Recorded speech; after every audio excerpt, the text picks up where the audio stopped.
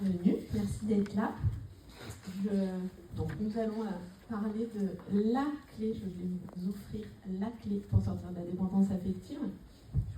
Donc voilà, si jamais vous ne m'entendez pas bien, vous me le dites, mais je pense que ça va aller.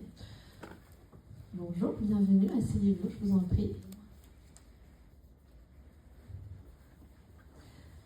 Pour commencer, je vais me présenter rapidement. Donc, je m'appelle Carole, je suis coach thérapeute pour femmes. Il m'arrive aussi d'accompagner les hommes, mais c'est quand même plus rare. Désolée. J'accompagne préférentiellement les femmes pour les aider à sortir de la dépendance affective. Avant d'être thérapeute, j'ai eu une autre vie professionnelle. J'étais ingénieure chimiste, je travaillais dans les cosmétiques bio. J'ai travaillé longtemps pour les laboratoires Floram. Je ne sais pas si vous connaissez, s'il y en a parmi vous qui connaissent, c'est assez connu. Et puis j'ai adoré faire ça, vraiment, c'était absolument génial, ça motivait ma créativité.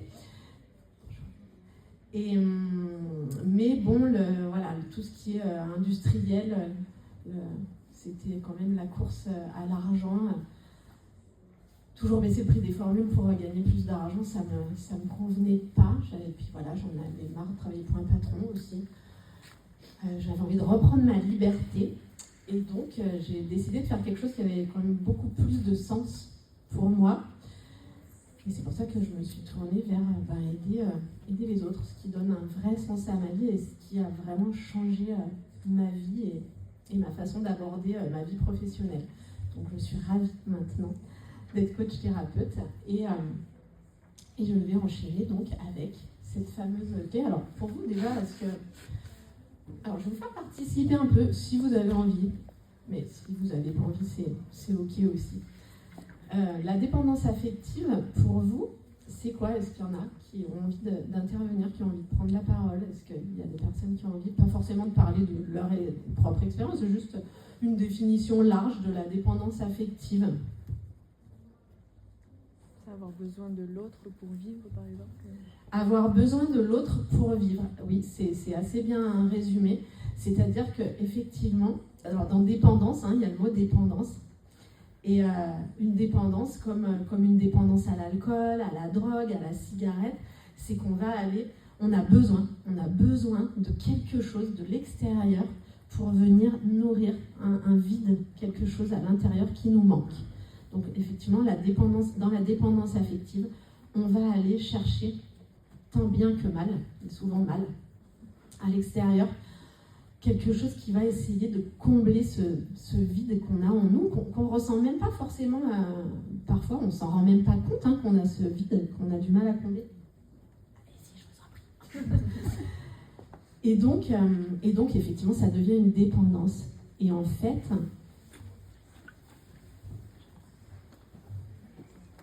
bienvenue. Installez-vous, je vous en prie.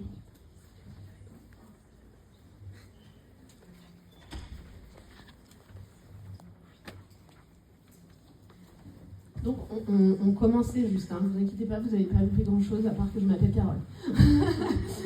Donc, on parlait de la définition de la dépendance affective. Et donc, effectivement, dans dépendance, j'expliquais que la dépendance, c'est vraiment dépendant, c'est comme une drogue, quelque chose à laquelle on devient addict, quoi. Et on essaye, en fait, de trouver de l'affection pour se remplir. Donc, effectivement, on vient essayer de combler un vide, toujours, ça marche tout le temps comme ça, c'est-à-dire un besoin qu'on n'est pas en capacité de nourrir nous-mêmes, finalement. Et en fait, le truc, pourquoi on est dépendant et pourquoi, en fait, finalement, on n'en a jamais assez, parce que ce vide, tant qu'il ne sera pas comblé par nous, par soi-même, tant qu'on ne sera pas en capacité de s'apporter soi-même cet amour qu'on recherche chez les autres, mais en fait, l'autre, il pourra même en donner, mais à foison, toujours. En fait, c'est comme une passoire. C'est comme si on était percé, quoi. Ça peut rentrer, mais de toute façon, ça reste pas. C'est comme, ça rentre par une oreille, ça ressort par l'autre. En fait, on n'en a jamais assez, quoi. C'est pour ça qu'on en est vraiment, ça devient une dépendance. On s'accroche au moindre truc. Et on a l'impression que ça va nous remplir, mais en fait non, ça ne nous remplit pas, parce qu'il n'y a que nous qui pouvons éventuellement combler ce vide. Et c'est que en le comblant qu'on pourra arrêter d'être dépendant, en fait. Et c'est vraiment comme une dépendance à des substances, hein, comme à de la drogue, à la cigarette. En fait, du moment où on va aller trouver d'où vient ce besoin, cette dépendance, et qu'on va le combler par nous-mêmes, ben, on n'aura plus besoin, on pourra arrêter de fumer, on pourra arrêter de boire, et en fait, on n'aura plus besoin. Donc la dépendance affective, c'est ça. Et maintenant, la clé, mon tambour, la clé pour sortir de la dépendance affective. Est-ce qu'il y a des gens parmi vous qui ont une idée, à part ceux qui me connaissent déjà et qui ont la réponse, sinon c'est de la triche. Est-ce qu'il y a des gens parmi vous, est-ce qu'il y a des gens qui veulent se lancer? Quelle est, d'après vous, la clé pour sortir de la dépendance affective? Se faire plaisir, s'aimer soi-même. Se faire plaisir, s'aimer soi-même. Ça, c'est effectivement des moyens qui vont faire qu'on va pouvoir s'en sortir. Mais avant d'en arriver là, la clé, vraiment, il y a vraiment une clé que je vais vous donner aujourd'hui, qui va peut-être vous paraître, aujourd'hui quand je vais vous la dire, peut-être qu'elle va vous paraître pas juste, elle va sonner bizarrement, vous peut-être que vous allez peut-être même pas la comprendre, pas que vous n'ayez pas les capacités de compréhension, mais ça va peut-être pas résonner. Et pourtant, c'est vraiment la clé primordiale. C'est en fait reprendre sa part de responsabilité. Et c'est en reprenant sa part de responsabilité que là, on va pouvoir travailler sur qu'est-ce qui m'a amené là, et effectivement, après, s'aimer soi-même. En fait, ça va se faire tout seul. Les jauges d'amour et de se faire plaisir, elles vont remonter par elles-mêmes quand on va comprendre. C'est vraiment la première phase du processus, c'est la clé. Alors, qu'est-ce que j'entends par là? Je vais prendre un exemple. Je vais fermer la porte maintenant que je pense que tout le monde est là. C'est un exemple qui est un peu dur, mais voilà, je trouve qu'il illustre très bien ce que je veux dire. Alors, cet exemple, c'est, prenons par exemple une femme qui est en couple et dont le compagnon est violent. Donc, c'est une femme qui va être violentée physiquement ou psychologiquement, hein, les deux. Et donc, en fait, dans ce genre de situation, on aurait tendance, allez-y, installez-vous, avancez, prenez place, je vous en prie, il n'y a pas de souci. En fait, on aurait tendance à victimiser cette femme, bien sûr, c'est terrible ce qui lui arrive, on est bien d'accord. Et elle aussi, d'ailleurs, souvent, elle va avoir tendance à se victimiser. Et d'ailleurs, c'est des personnes souvent qui répètent. C'est-à-dire que quand elles vont sortir de cette relation, elles vont aller dans une relation où elles vont à nouveau être maltraitées, physiquement ou psychologiquement. Et elles sont là, mais je tombe toujours sur... Ok, je tombe toujours sur... D'après vous, quelle proportion de responsabilité a l'homme et la femme dans ce type de relation? 50-50. Bravo. Bonne réponse. Effectivement, on est bien d'accord que l'homme qui maltraite sa femme a clairement une problématique et qu'il faut clairement qu'il aille se faire aider. Ça, c'est une certitude. Mais par contre, parfois, on aurait tendance à dire, voilà, oh là là, la pauvre, il lui arrive toujours la même chose, elle n'a vraiment pas de bol. Voilà, oui, c'est sûr, elle n'a pas de bol. Mais en fait, elle a une part de responsabilité. Ça, c'est sa part de responsabilité. Et le jour, en fait, où cette personne, elle va reprendre sa part de responsabilité, alors bien sûr, c'est pas juste en claquant des doigts, ouh, je reprends ma part de responsabilité, c'est fini, je suis plus dépendante affective. C'est plus compliqué. Mais la première étape, vraiment, c'est l'étincelle. Le jour où elle va reprendre sa part de responsabilité, et qu'elle va donc travailler dessus, hein, bien évidemment, et bien là, c'est bon. Après, c'est terminé, plus de dépendance affective. Il n'y a plus de place pour la dépendance affective. C'est fini, en fait. Et c'est pour ça que c'est vraiment la clé. Alors, c'est quoi sa part de responsabilité, d'après vous, à cet exemple, hein, il peut y avoir plusieurs choses, mais d'après vous, qu'est-ce que c'est sa part de responsabilité, finalement, à cette femme qui subit ces violences? C'est quoi? Elle n'a pas posé ses limites. Effectivement, clairement, elle ne sait pas poser ses limites. Elle ne sait pas dire non. Est-ce que vous avez d'autres idées? Le choix du partenaire. Elle n'a pas forcément choisi le bon partenaire, mais ça, j'ai envie de te dire, on ne choisit pas vraiment. C'est pas sa part de responsabilité, ça. Pardon? Alors la peur, non plus, c'est pas vraiment sa part de responsabilité. La peur, effectivement, des peurs, elle en a plein, ça c'est sûr. Elle a surtout peur de ne pas être aimée, donc ça effectivement, ça motive sa dépendance affective, mais c'est pas sa part de responsabilité. De l'excuser tout le temps. Oui, c'est-à-dire en fait, en gros, de se laisser faire. Elle laisse faire.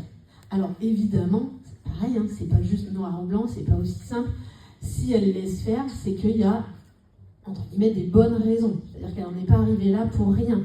Mais sa part de responsabilité, c'est de laisser faire. Je veux dire, le jour où elle va apprendre à dire non, à poser ses limites et à arrêter de se laisser faire, clairement, il n'y aura plus de place pour la dépendance affective dans sa vie. C'est-à-dire qu'elle ne pourra plus attirer ça, en fait. Elle ne pourra plus attirer le mauvais conjoint. C'est plus possible. Donc, par exemple, je vais prendre... Oui, vas-y, je t'en prie. Juste par rapport à ça. Oui. Mais qu'on pose ses limites et que l'autre nous fait comprendre que c'est pas des bonnes limites. Enfin, qu'en fait, quand l'autre en face, il dit mais non, mais t'en fais trop, t'es comme ci, t'es comme ça, et en gros, c'est reporter la faute sur... Bien sûr. Ça, c'est de la manipulation et ça fait partie de ce genre de relation toxique. Mais en fait, qui mieux que toi peut connaître tes limites? Qui est l'autre pour juger? Qui a dit que les limites, elles sont pas bien, elles sont pas au bon endroit, Et en fait, on a tous des limites différentes en plus. Tu vois? On n'est pas tous obligés d'avoir les mêmes.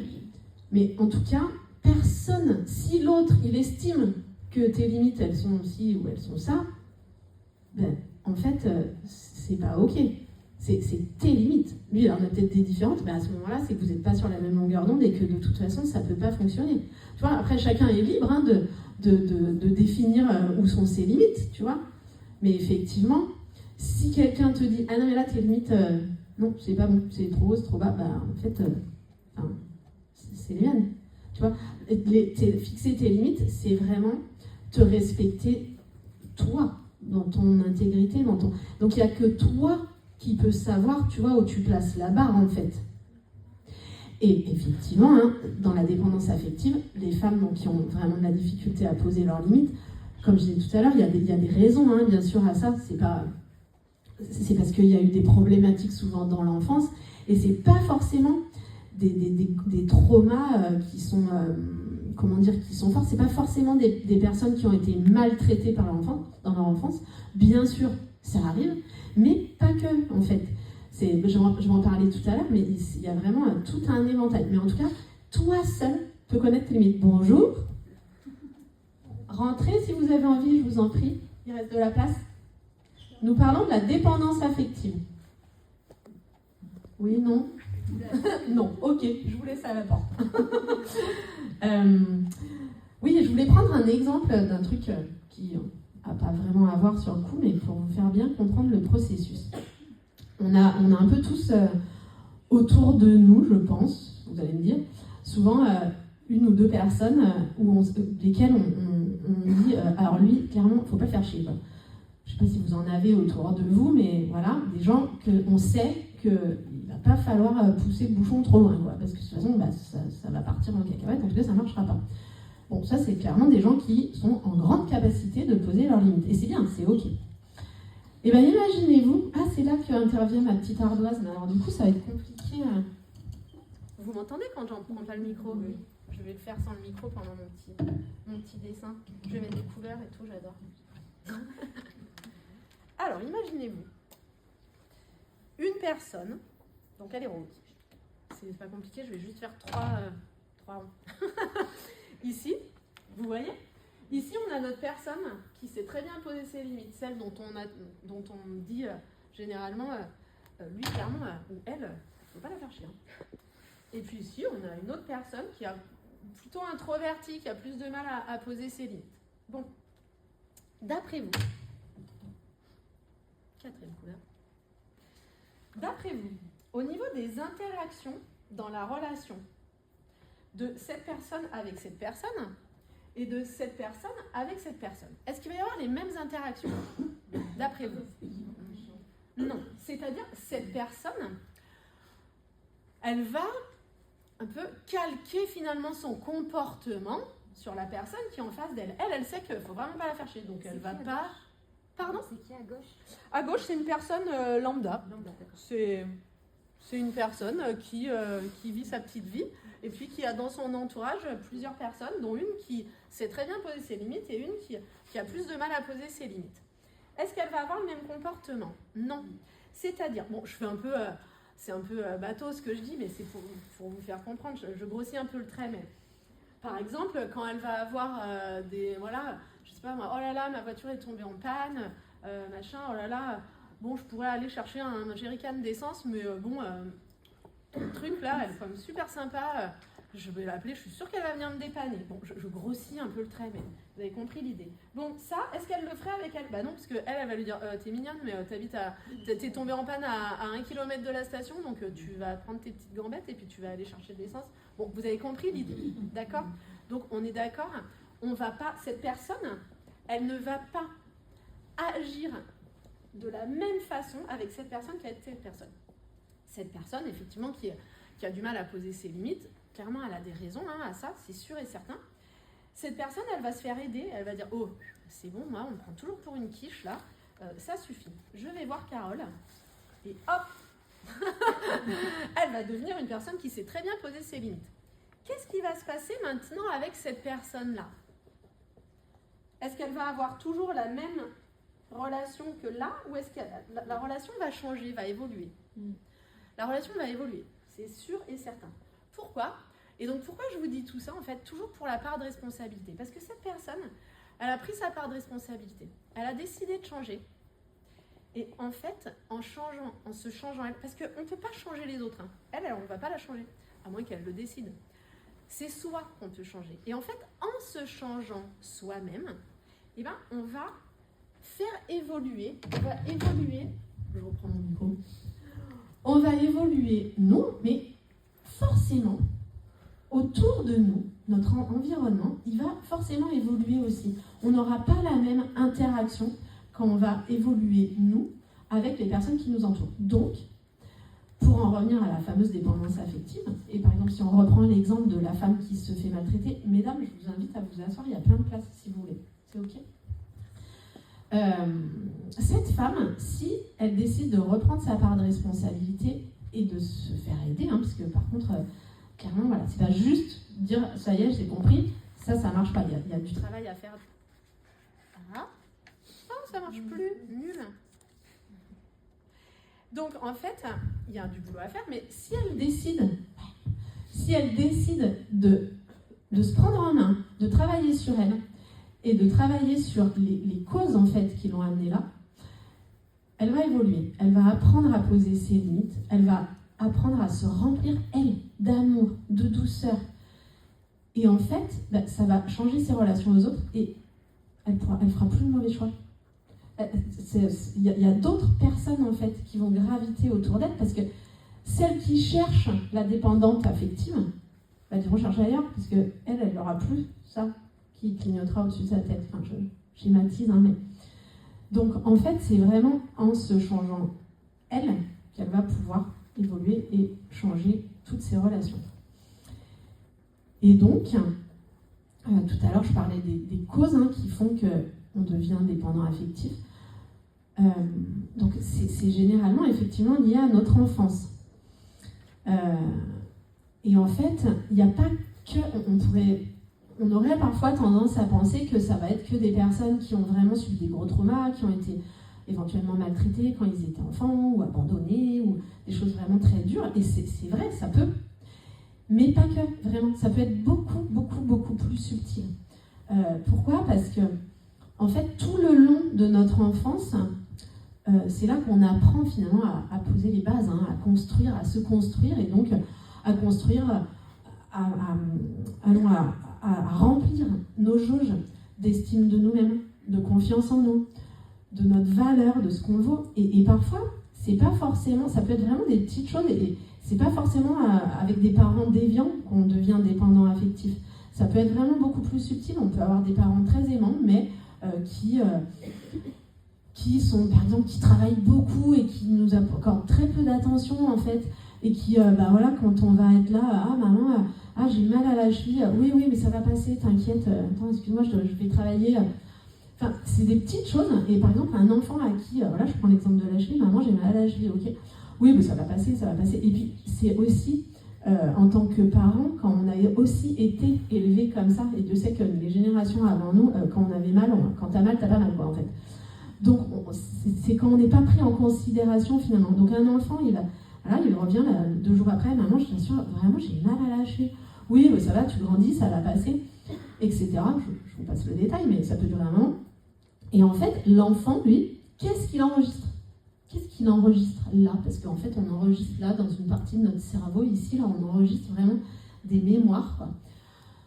Lui, il enregistre, en fait, je peux pas m'écouter. Quand j'ai mal, donc je peux pas avoir confiance en moi, en fait.